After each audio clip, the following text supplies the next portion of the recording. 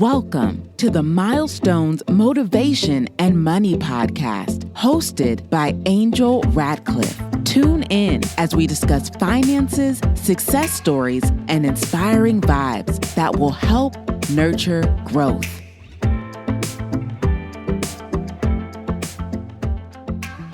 Juan, welcome to the show. Thank you so much for having me.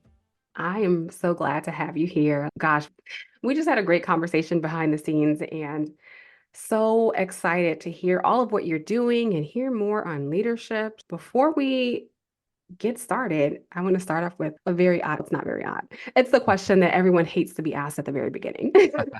Tell us more about you. Yeah, I live in Central California, originally from Los Angeles, and I have a military background. So I was in the military, United States Army for about 10 years, a little short of 10 years. I was deployed in Operation Iraqi Freedom for about 18 months and then became a police officer for a couple years before I decided that it wasn't for me. It was for me, but I felt like my calling was more to work with students and youth. And so I left to go work for a nonprofit for youth development and did that for 11 plus years. In that time, went from a staff to a leader of a couple different locations and then became the manager and then the director of programs. And that's where a lot of my growth came from. I had some pretty good leadership, had pretty bad leadership. And then I think one of the biggest teachers of leadership for me has been my family. So my wife, been married for 17 years, and I have three boys. They just 11, 14, and 15. And so I really feel like a lot of lessons that I learn are from talking to my wife and to my kids, where I'm like, oh my gosh, this isn't for you. This is for me. I need to listen to what I'm saying because this message, I feel like God is using y'all for me to talk to myself. And yeah, that's pretty much me in a nutshell. California. So good weather. I'm sure it's better than what we are experiencing over here in Dallas. Probably. So you mentioned something that was like very interesting, and I just would like to clarify. You mentioned some bad leadership experiences. Mhm. Now, is that something from your leadership while you were working, or are you saying that you did not know how to be a leader? Oh, good question. And thank you for that question so I can clarify. Honestly, now that I think about it, it's probably a little bit of both. But when I said that, it came mainly from being under bad leadership from the military to the police department to even the nonprofit. But in that, it helped direct me in the right place. And then again, some of my development was from not being the leader that I should have been and learning from those mistakes and going to different trainings and things like that that put me on the right path. Leadership is a very interesting topic because I always feel like it's a miss in corporate America. Not only corporate, but every organization is missing the mark on leadership Mhm. and training people to be better leaders. And one of the things that I've seen over the last 15 years of my career has been someone's getting promoted into a management role. There's no leadership training. And now of course, there's individual contributor roles and then there's direct management roles. And most of the people who are managing teams have no idea how to deal with people, how to Yep. manage a team, how to do anything. And the companies are not really being held accountable. They're just like, all right, go in there and get us some results. That what you've seen in your experience as well? Yeah, and it's funny because there's certain, I would say, departments of the workforce. I've seen this a lot, and I've gotten asked to speak like in hospitals where it's nurses and mainly nurses, charge nurses, these things like that. School districts is a big one, and I'm sure there's countless other ones, but the reason why a lot of people promote is because they've been in a location for a long time. Just because you've been in a location for a long time doesn't give you the right to be promoted, in my opinion. So you find that, hey, Juan's been here for 15 years. Let's promote him. Or Juan's been here for 15 years, but this other person that applied for this promotion position has only been here for 5. Juan knows the people in the system. Let's just bring him up. And that's not it. You can't promote people because they're for two reasons. One, you shouldn't promote them because they've been there for a long time. And two, you shouldn't promote them just because they do their job well. Doing their job well is one thing, leading people is something completely different. So just because I can work with kids or file paperwork or do data entry really well doesn't mean that I know how to lead people really well. So this is the issue and the reason why we have a bunch of leadership problems in it, because you're hiring someone to lead people and they haven't led people for as long as they've been in your location because they've been doing their job. So there's a lack of training, which is where I come in, where I can help people in their, to be specific, in their strength-based leadership. How do we bring people up in an organization and their people up through their strengths, their natural born strengths? You touched on some good points, like people being promoted based on longevity, how long they've been with the company. I definitely have some experiences, bad leadership early in my career. I specifically remember a lady that worked for a company yelling at me and telling me she's been there for 25 years. So Yeah. just because she's been there for 25 years, she knows what's best.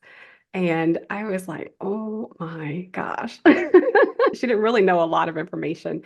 And I had come from a larger company, was implementing better processes. And gosh, she just came. I was like all of 27 years old, had my own office. I was probably the youngest person that actually had an office. And this lady she hated me for no reason and Mhm. went on to tell everyone why she was right because she's been there 25 years and she has all of the best information. And some companies, especially if they're stuck in that mentality of, oh, this person's been here for 20 years, 30 years. We're going to make them VP or whatever it is. Those are the companies that tend to fall behind. They tend to Mhm. fail. Every company, I can't necessarily say it's the smaller ones. Every company has leadership problems. Even the larger ones I mentioned, large companies now, you'd be surprised promoting someone and giving them a 1 day workshop and saying, all right, now you went through this leadership training. That was like 1 day and it was all like videos from YouTube. Yeah. So we can talk on and on about that, but it sounds like we're both very passionate about the topic.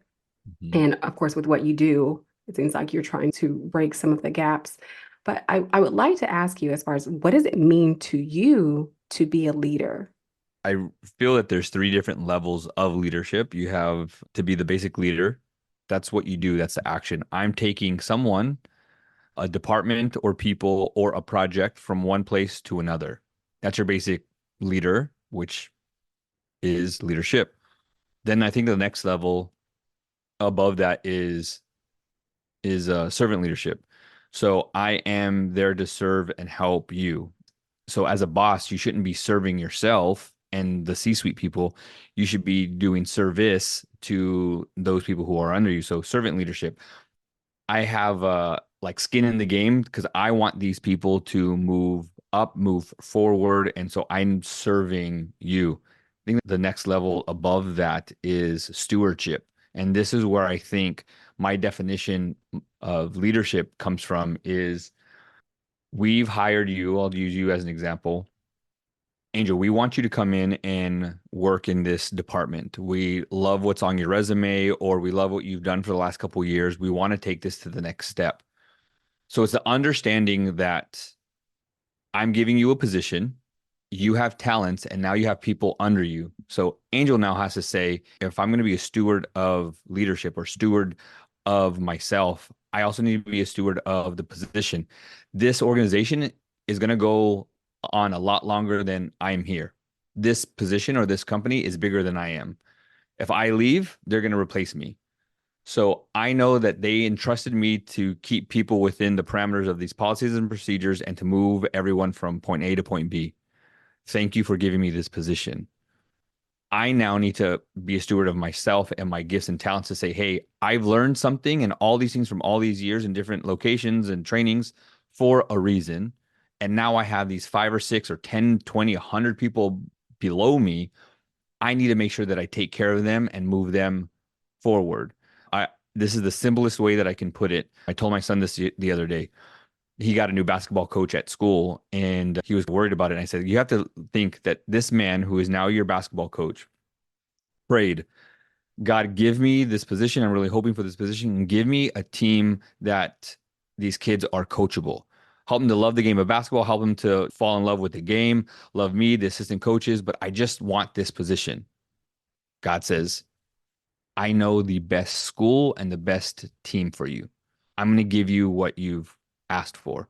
Meanwhile, you have a group of kids that are saying, God, we loved our old coach. Just give us someone that is going to coach us, loves the game, loves us, and is going to take us from one point to another. And God says, don't worry, I got you. Out of all the people that you could have coached, I gave you these 10 kids. These 10 kids are the perfect people to help you grow as a coach. Going back to the kids, I have the best coach for you. You have to be the best student that you can be of the game for this coach. So whether you believe in karma, whatever, or God, or whatever it is, the stars have aligned to put the right people in the right spot. To me, that's leadership. You've given me a position. I have to do well by you, well by me, and then well by others. And that's really stewardship. This job is bigger than me. It's been given to me, and I'm going to make you proud with the people, the equipment, or whatever that you've given me. Wow, I love that. I love that. So when you think about your style over the years and with your experiences, and of course, growing as a leader, how do you think that your adapted leadership style meets the needs of others that you are not only training but leading as well?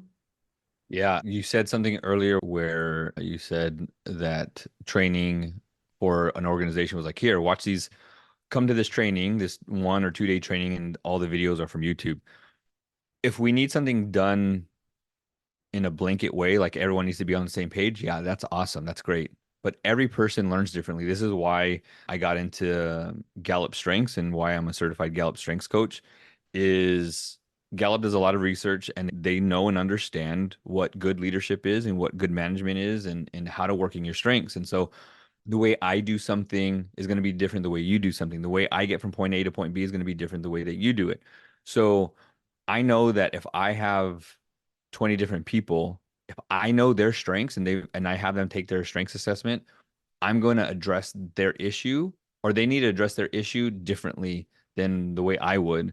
So I'm going to coach them through that. And I think that leadership sometimes needs to be individual. Sometimes, again, it's a blanket thing. Hey, whatever, everyone needs to show up on time and we're teaching policies and procedures. But when we're looking for growth, the way you grow is going to be different the way that I grow. And I think it's really good and important for a lot of organizations when it comes to onboarding, when they onboard new staff. I'm going to want to know what do they like public praise or do they like private praise? Because everybody's different. I've made the mistakes of giving public praise to someone who liked it private and they were embarrassed and they didn't want to be recognized anymore. So there's that. Then there's also, I want to know what your favorite whatever drink is, non-alcoholic, but your favorite drink is it coffee? Is it a Starbucks thing? Is it a Jamba Juice thing? Is it whatever it is? Because it seems like organizations want to give out Starbucks cards all the time. And for me, I'm not a coffee person. So I remember having 10, 15 Starbucks cards and I couldn't do anything with them because I didn't like coffee. So when we recognize staff, that's also individualized. So if that's individualized, how somebody learns is going to be individualized. So how do we do that as a staff? So I knew that I had to get beyond myself and say, hey, not everyone is your cup of tea. Again, the servant leadership and the stewardship part is it's not about me. Listen to what I say. How come they're not listening to me? And I know a big one that I've learned over time is just because you're the boss or you're in a leadership position, if you ever have to say it, hey, I'm your boss, I'm in charge, I'm the one that you're supposed to, guess what? You're not in charge. If you have to remind people that you're in charge, you're not. Love it. So I have to ask you because you mentioned that you're a Gallup Strengths coach, and I've definitely taken the Strength Finder before. So I have to ask you your top five strengths. Yes. So my number one is strategic. Next is responsibility. Third is relator. Fourth is achiever. And then, excuse me, active, no, achiever. And then the last one, number five, is activator. Okay, so we have some very similar ones. I had to pull mine up while you were chatting. What are yours? Okay, I have activator, connectedness, relator, individualization, and analytical. Those are my top five. So I was like, I've taken that a few times. I have the book.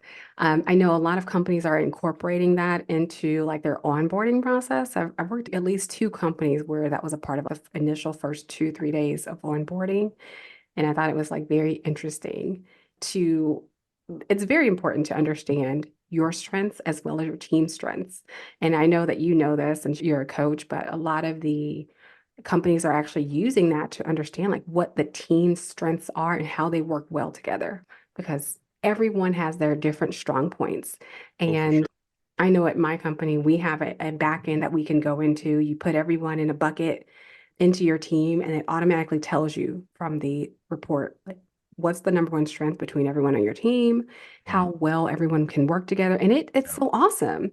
It's it is. awesome. And it does help you come to some conclusions faster than getting to know people over a period of time. Of, all right, maybe I should put this person over this particular role because they are very good at the connectedness and we need someone who's good at the relationship building. Maybe we have someone who's very analytical and they'd be able to tell us what we need from this data. But comparing that with someone's technical skills or functional skills, it's awesome. And one other thing that I want to ask you about leadership, not only understanding like these different strengths and how well people work together, the way that they would like to be praised, but emotional intelligence. EQ plays such a huge part in leadership. And I just dealt with a situation yesterday with a mentee of mine, and the person that she was reporting to, it seemed like they had no emotional intelligence at all. And I had to hop on a call with them and say, let's walk through the situation. Let's walk through what happened. And this is someone that's more senior than me, and they had to admit they made a mistake. They didn't think Mhm. things through. They pulled the trigger too fast on something. When you think about EQ and you think about leadership, is that something you consider important as well? Yes, absolutely. I mean, to me, it's starting to become more of a buzzword, which I hate because I want people to be authentic in that sense. But a lot of people who saying that leadership needs to be, they need to be empathetic, right? The hard part is how does somebody become empathetic and show empathy if, according to strengths, they don't have empathy? What if empathy is their number 34 strengths and it's nowhere present? How do we expect somebody to be empathetic? That's not their strength. So how do we do that? To me, the quick answer is when it comes to something like that, we need to have, there needs to be more people in leadership, at least somebody who has it to say, hey, I can help you, Angel, through with the stuff that you do, the issues that you're having, but I might have you go and meet with somebody else that has empathy in their top five before you come see me. So you feel heard, you feel understood, and then when we go and work out a plan, come to me because I got strategic, I got relator, and so that's important. The emotional intelligence part of things is it's important, but when people aren't cued into that, it's because it's not their priority. It's not in the forefront of stuff. I tell people that if you have a gap or if there's gaps in your organization, you have to be intentional. The gaps have to be filled with intention because when gaps are not filled with intention, then by default, they're going to place you in tension. And if you have an issue with this emotional intelligence piece that's non-existent, guess what? You just place yourself in tension because you weren't intentional about it. And we don't know what we don't know. But if I know that I'm lacking in an area, I need to get the right people around me to say, hey, I'm not good in this area. Go see Sarah, go see Jonathan, whomever, to fill that gap. But we have to be intentional, or else it's going to place us in tension. You made a good point, and everyone doesn't have that empathy or EQ built into them, but do you think it's something that can be taught? I think it can be taught to two different types of people. Well, I think the person who doesn't have it can learn, but it's got to be in the forefront, right? If you, it, because it's a blind spot for somebody, right? Because they don't have it. And so if in strengths, if it is their 34, then I would say, like with you, let's take you for instance, you have empathy, let's say 34. And I think I remember some of yours. I think you had activator, individualization, and I think analytical was the three that I remembered. I'm missing two. With your individualization, I would say, how can you key into this person if you don't have empathy in your top in your strengths? How can you utilize individuation in your strengths to capture the heart of that person that you're working with? What makes them an individual? Key into that when you're speaking to Derek today, when you have that one-on-one. I want you to turn down activator, right? Take your time. I want you to turn down analytical. I don't want you to, and I don't need you to analyze numbers. I don't need you to analyze his past experiences and stuff like that. I need you to figure out what makes him an individual and key into your empathy through individualization. And so I think it can be taught if people understand what kind of knobs to turn down and what we need to level all the way up to 10 and then stay in that moment when we talk to those people with the thought process of being empathetic. Interesting. And I'm sitting here and I'm like, I have so much to say. And I'm like, we can have an entire episode on empathy and emotional intelligence. And we may have to do that down the line. Hey, let's do it. Let's do it. We might have to do that, but it's such both of those pairs. Most people would say they're closely related or they're the same, somewhat slightly different, but either way, it's being able to manage your own emotions and understand someone else's and just being intuitive and the way that you perceive things and understanding. I think it has a lot to do with transparency as well and putting yourself in that person's shoes and saying, I was once a junior employee at a particular time in my life and I understand the lessons or the things that this person is going through. So let me give them some advice that I would have given my younger self. At least that's the approach that I take.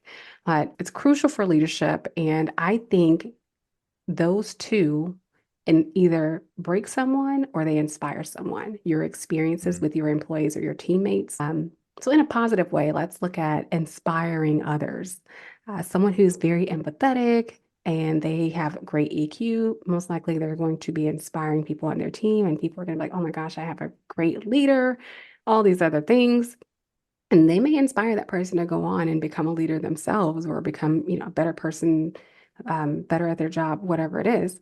The other side, the person's not so empathetic, they have very poor emotional intelligence, they can inspire that person as well. So it seems like that's what happened on your side and probably mine, where you have poor leadership and you're like, oh my gosh, these people don't know what they're Mhm. doing. What are they? How are these people? I know when I was early in my career, I was like, how did they get promoted? How did they make it to this Yeah. level?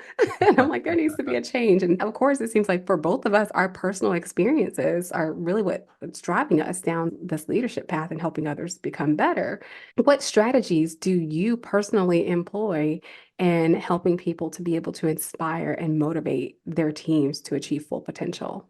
Yeah. So a couple different things. This will answer a little bit to why you love doing what you do and I love doing what I do is a mentor of mine named says we are perfectly positioned to serve the person who we once were.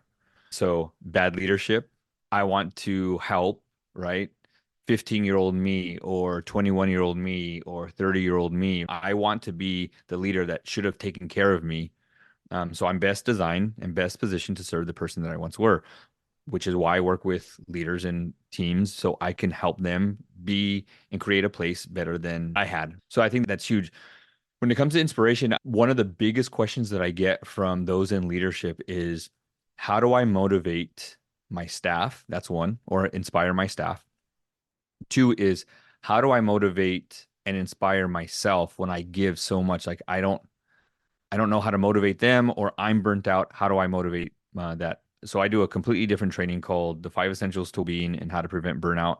That's something completely different. But in that, one of the things that I teach is just like there's secondhand high, there is a secondhand motivation or secondhand inspiration. People who are, what's the law, the physics law, an item in motion stays in motion, right? You can listen to, like, I'm a big Eric Thomas fan and Inky Johnson fan, a bunch of motivational, inspirational speakers. So I stay motivated because they're motivated. To me, self motivation and self inspiration is probably the best thing that you can do for a couple of reasons. One, you are the common denominator wherever you are. I can't just be in the grocery store or in the room with my kids or with my wife and then just turn on, have Inky Johnson or Eric Thomas in the room with me or turn on my phone when I need inspiration or motivation. I am the common denominator. I need to be able to inspire and motivate myself. However, if I stay motivated or I stay in motion, I'm going to continue to stay in motion. If I stay motivated, I'm going to be motivated. And if I'm motivated and inspired and I'm constantly in that, it's going to resonate with other people. And there's going to be a secondhand high, a secondhand inspiration. It's just going to a sporting event. When the crowd is on its feet and cheering, you're more apt to get up and yell. Very seldom do you stand up in a crowd and yell and scream to motivate somebody by yourself with no one else doing it. However, when a whole bunch of people do it, you more apt to scream and yell at them at the top of your lungs. It's the same thing with going into churches and stuff like that. If you go into church, you're not going to sing louder than everybody else, but you're going to sing louder enough so you can blend in with everybody. It is, it comes out of you because of the environment that you're in. So if you're lacking in motivation, inspiration, take a look at your environment and you might want to see what's lacking because more than likely, if you need motivation or you're short on it, it's probably because you're not surrounding yourself with it. And it's important to surround yourself with it so people can get that secondhand motivation or inspiration. And then you should always have a go-to, understand what works and what doesn't for you. What motivates you? I think we all can make a list at least of 3 to 5 things what motivates us or inspires us, and have those things handy. And so when you're running on empty, go to those 3 or 5 things, right? You have to be able to control the controllables, stick with what works, and have that stuff handy. I love some of the things you said, especially at the very beginning, how we are perfectly positioned to serve the person that we once were. I love that. And that's definitely my approach to leadership. And I try to give grace because I'm like, what? I'm thinking back to when I was like 23, 24 years old and I didn't know anything. And I'm like, all right, talk to this person how you would have wanted someone to speak to you. The leadership advice I never got. And gosh, I'm going to share too much. I don't know who's listening to this podcast. But yeah, I had a conversation with a young lady the other day, and I told her I am very transparent. I share the ups, I share the downs. I never had anyone do that with me early in my career. They only told you the good things that happened to them. They never told you the bad. I will tell someone the good, the bad, the ugly, and how I grew from it. And that's one Yeah. thing I never saw in my leadership. Mm, Another thing I never saw was someone to give me like hard truths. I know there were times where I messed up. I probably messed up really bad. And I never had someone sit me down and say, Angel, this is what you did wrong, and this is how mhm. you should correct it, or even just offering to mentor me. Right. And I didn't really get an official mentor until later in my career. And I was like, gosh, like there was like no one that stepped up and told me that I was doing a bad job. And to me, that person that was over you was just a leader. They weren't a servant leader because if they were a servant leader, they would serve you with the right advice and they would say, "Hey, this is going to help you." And then the stewardship part, they're not even close to that because in the stewardship space, you would say, "Hey, it is my duty in my job to show you what you're doing well and what you're doing wrong. But then here is some things that are going to help you move forward." And I think that's the key. Again, if we keep that stuff in the forefront of where am I as a leader, to do a self-assessment. Oh, I'm only this part of a leader. Okay, so what do I need to do to move forward? If we want our staff to move up, we need to move up. But here's the other thing that you didn't get that I think a servant leader and someone that practices stewardship would have done is allow people to fail. We have to allow people to fail because people who fail and then, growing up, if you did something wrong, you got spanked, right? And that's caused us to lie because we never wanted to get in trouble. Quick story, the Golden Gate Bridge in San Francisco was taking longer to build because people were working really slow. And then they put a lot of investment into a net underneath the bridge so that they can, if any of the workers fell, the net would save them because they realized if I fell, or in this case, make a mistake, I will be okay. I get right back up and I continue to move forward and work. They ended up finishing the second half of the bridge twice as fast as the first part because workers were not afraid to make a mistake. Oh, you're absolutely right. And this is definitely getting into the next question. I am a teller of hard truths. So I love to tell people being transparent. I don't want to just call out what someone's done wrong in order to help people develop and become better. I think it's super important for those hard truths. And someone told me I was mean the other day. Mhm. And I was offended and I had to sit them down and I said, no, I'm not being mean at all. And I said, these are things that are going to help you in your career. And I wish I had someone like me to tell me Mhm. these things when I was at that stage in my career. So, that leads us to development. And I feel like leaders play a very important role in development of the employees of the team. Of course, we're in charge of our own personal development, but in what ways that you've seen and that you're pushing out to these leaders do you think they can prioritize professional development? And to me, it should be the forefront. Somebody the other day just asked me, hey Juan, you have a mentor? And I said, yeah. And then they said, I'm trying to find a mentor. I'm not asking you because my where I want my mentorship is on the financial side. So I know about finances, but I can't lead them in the way that this other person can. And they said, how I know a couple different people.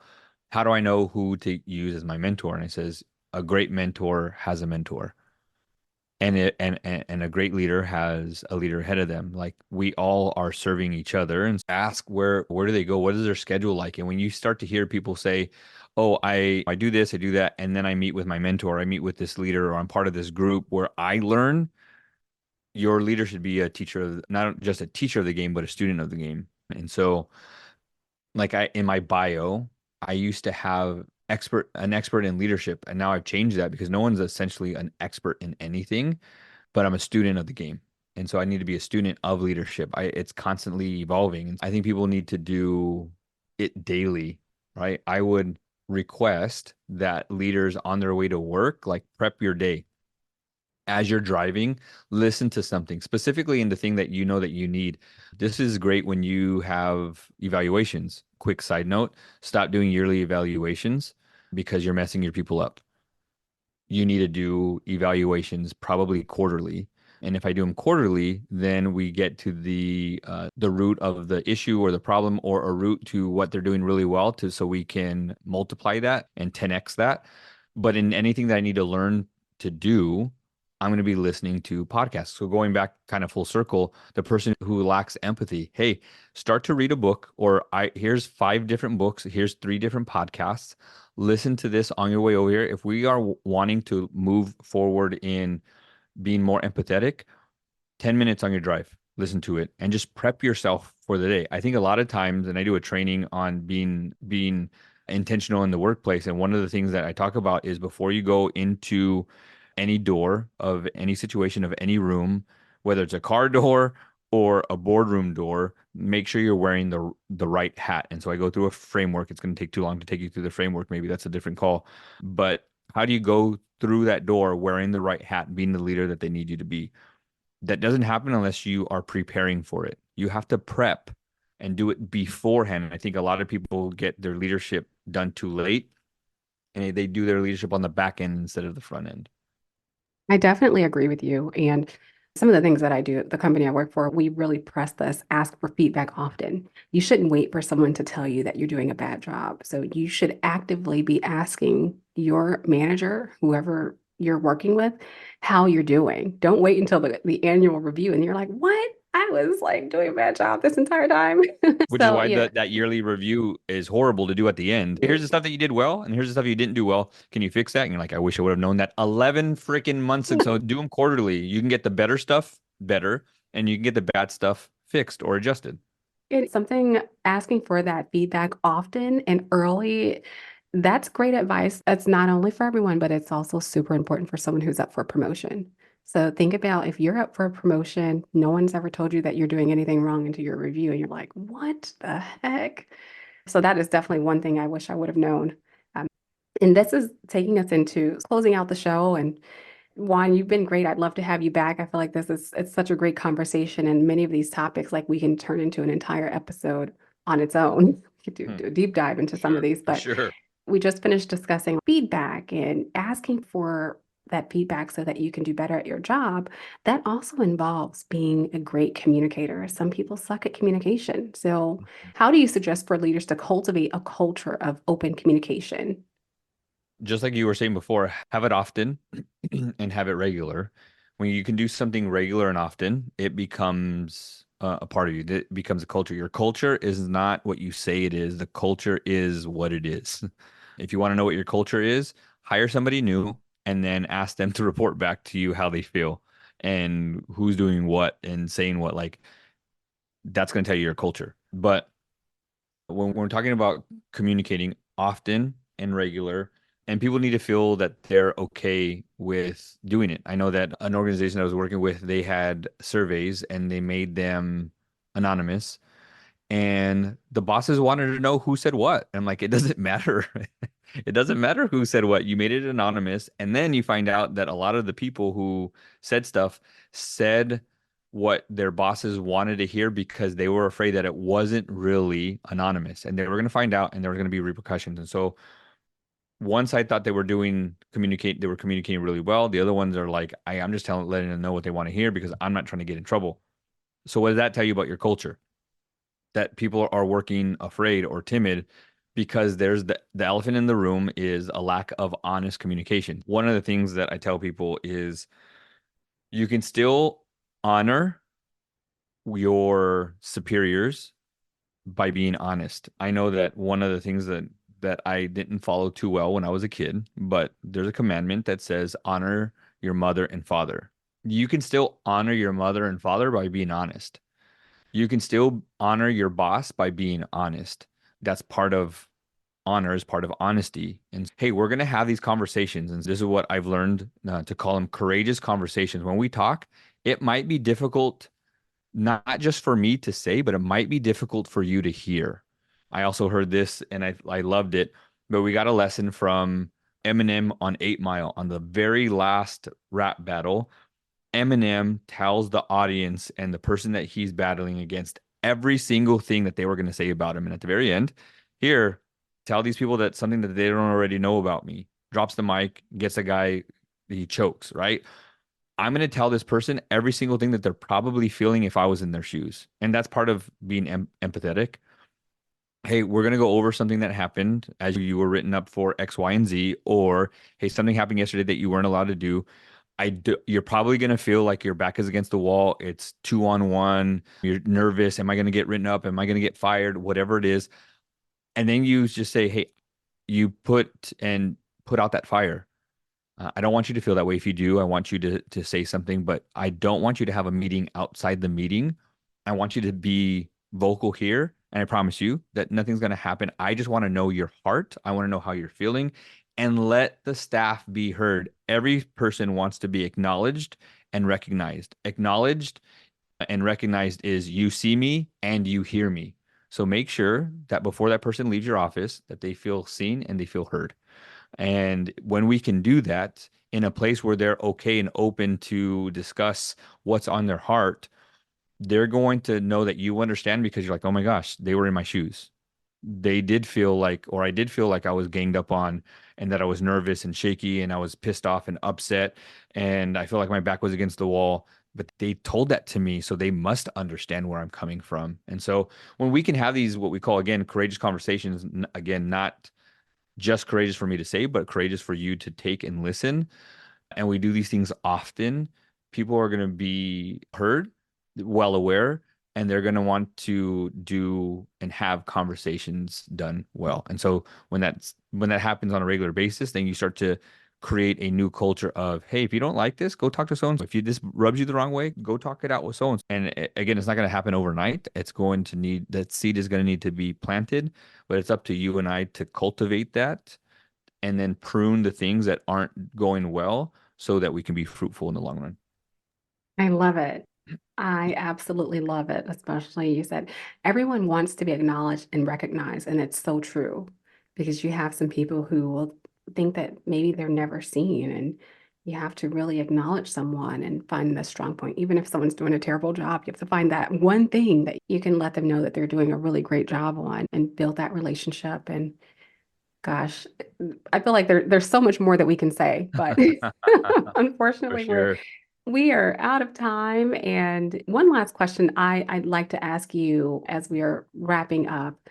If you can think back to your younger self and your journey as a leader, mentor, what's one piece of advice or even a memorable lesson that you've learned that you'd like to share with our audience?